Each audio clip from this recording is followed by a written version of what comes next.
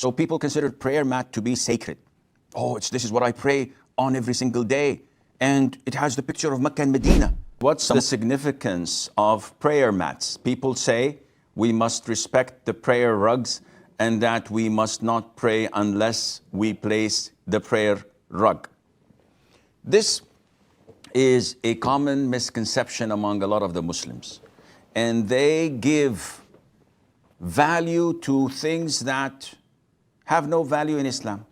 So if you go back to the Quran and to the Sunnah, you'd never find any mentioning of a specific prayer mat to be used by individuals. For example, the Prophet said, alayhi salatu wasalam, in the well-known hadith, that Allah has favored me with 5 features that none of the prophets before me had them. And he mentioned among it, or these features, that Allah has made the whole earth a place for prayer and a means of purification.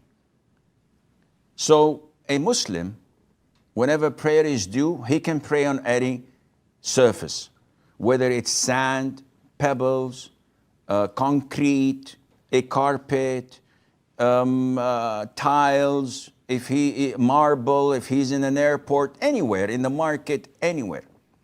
Because this is pure, unless proven otherwise.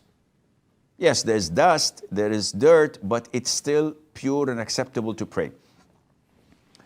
Few centuries ago, maybe, people started developing, due to their ignorance of religion, this tendency to be more Roman than the Romans, to be more enthusiastic towards things that they think are related to Islam when they're not. So they started developing things and to make it part of the rituals of prayer.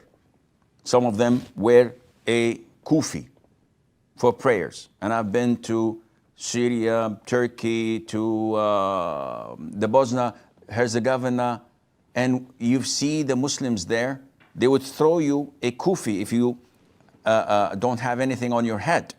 And you ask, what is this? No, this is for prayer. After the salat, they throw you prayer beads. I don't know, maybe they should have introduced frisbees. That would have been more fun. What is this? Where are they getting these things? They just keep on throwing things in the masjid. This is not part of Islam. But it is shaitan who developed these things in their minds, that now it is a ritual. And among these rituals, the prayer mat. So people consider prayer mat to be sacred. Oh, this is what I pray on every single day. And it has the picture of Mecca and Medina.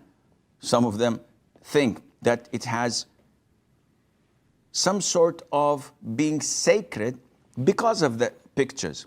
And not only that, after you finish prayer, you have to fold it. Never ever leave the prayer mat open. Why? He said, because shaitan will come and pray. Who said that shaitan is going to pray? Who says that if I leave the mushaf open, shaitan is going to pray or going to read it? Do you think that he wants to learn? Do you think that he wants Allah's forgiveness? He could have asked and Allah would have forgiven him, but he doesn't want this and he doesn't need that. So all of this is a bunch of balonies. It's nothing. It is totally not related to Islam. A prayer mat is a piece of rug.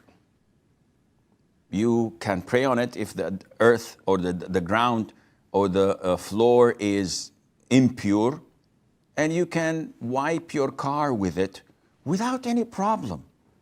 Who made it sacred? Who gave it this importance in Islam? No one. So who are you to blame me if I use it to do or for anything? It's a piece of cloth. It has nothing, no weight in Islam. So I hope this clarifies things more. And